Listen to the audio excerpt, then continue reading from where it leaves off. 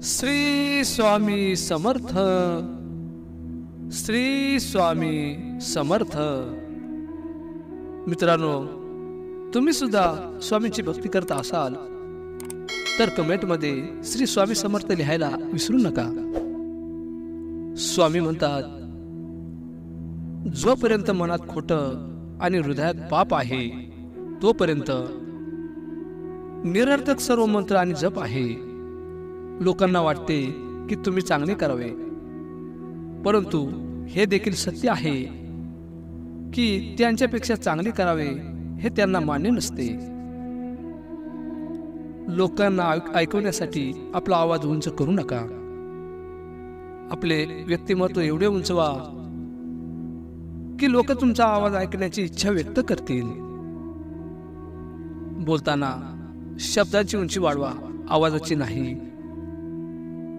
कारण पडणाऱ्या पावसामुळे शेती पिकते, विजांच्या कडकडाटामुळे नाही. आपलं आयुष्य इतकं छान, सुंदर आणि आनंदी बनवा की निराश झालेल्या व्यक्तीला तुम्हाला पाहून जगण्याची इच्छा होईल. वाहतो तो झरा, थांबतं ते डबक, डबक्यात ढास बसतात आणि झऱ्यात राजहंस. समाजात विशिष्ट उंची गाठीपर्यंत सगळा संघर्ष असतो, पण एकदा अपेक्षित उंचीपर्यंत पोहोचलात की आयुष्यातील अनेक समस्या ती उंची सोडते.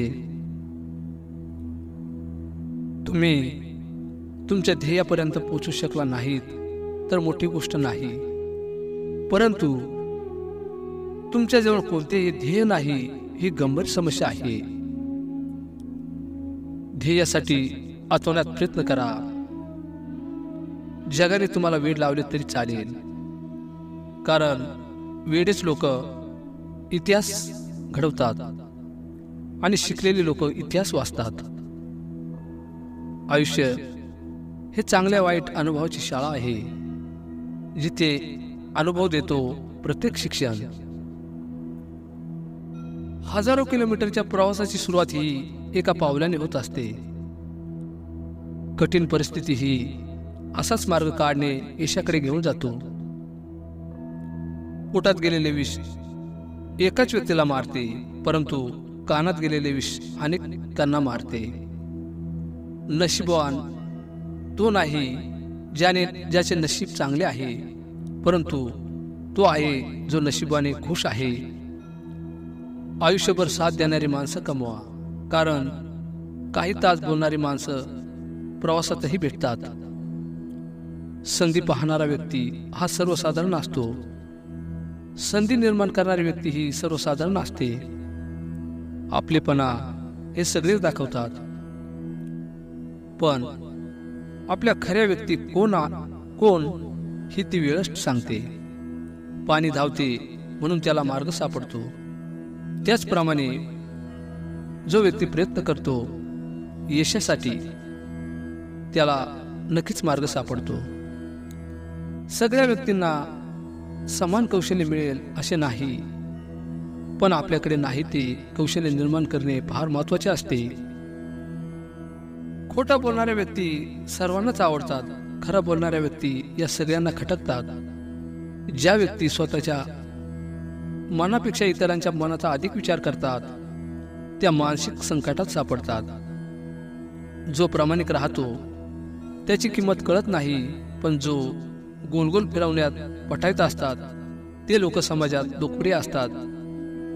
काहीच नसते तेव्हा अभाव नडतो, थोडे असते तेव्हा भाव नडतो.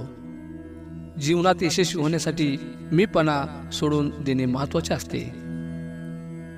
बरेचदा आपण परक्यांना आपलेसे करण्याच्या नादात परक्यांना आपलेसे करतो. संशयाने बघणाऱ्या नजरा झुकवायच्या असतील तर पहिले स्वतःला सिद्ध करावे लागेल. लोकांना कितीही आपलेपणा दाखवाल तरी शेवटी परकेपणा दाखवतात. दुसऱ्याच्या सुखासाठी प्रयत्न करणारी माणसं ही कधी एकटी नसतात.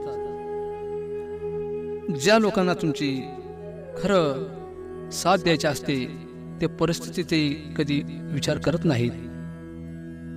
शरीरापेक्षा मनाचा थकवा खूप त्रासदायक असतो. शरीर थकलं तरी शांत झोप लागते आणि मन थकलं असेल की झोप उडते. दरवेळी मनासारखं घडतं असं नाही आणि असं नसतंच. कधी कधी जे घडतंय ते त्याच्यासारखं मन करावं लागतं. मित्रपरिवारात भेदभाव असतील तरी चालेल, पण मतभेद नसावेत. व्यक्ती मूल्य समजण्यासाठी एकतर त्या कमवाव्या लागतात किंवा गमवाव्या लागतात. आपले दुःख हे कायम अशाच लोकांना सांगा, ते तुम्हाला त्यातून बाहेर काढू शकतील. सत्य नेहमी कडू असते, त्यामुळे त्याचा आदर ठेवून सत्याच्या मार्गावर चला. स्वामी म्हणतात, सत्याची वाट कठीण असली तरी त्याच वाटेवर चला, तुम्हाला नक्की फायदा होईल. आयुष्याच्या वाटेवर सत्य आणि सत्याची निवड करणे हे कठीण असते, पण अशा वेळी सत्याची निवड करा. सत्याची कठीण वाट चला आणि आनंदी राहा. सत्यामुळे डोळ्यात पाणी येऊ शकते, पण त्याचे चांगले परिणाम भविष्यात मिळतात. मित्रांनो, तसेच स्वामी म्हणतात, माणुसकी दाखवताना सत्याची कास सोडू नका, त्यामुळे अधिक फायदा होण्यास मदत होते. मित्रांनो, आजचा व्हिडिओ तुम्हाला कसा वाटला ते कमेंट बॉक्समध्ये जरूर कळवा. हा भक्तिभूमी चॅनल तुमच्या प्रियजनांसोबत किंवा व्हॉट्सअप सारख्या सोशल मीडियावर लगेच शेअर करा, लाईक करा, सबस्क्राईब करा आणि कमेंटमध्ये श्री स्वामी द्यायला विसरू नका. भिवू नकोस, मी तुझ्या पाठीशी आहे. भिवू नकोस, मी तुझ्या पाठीशी आहे.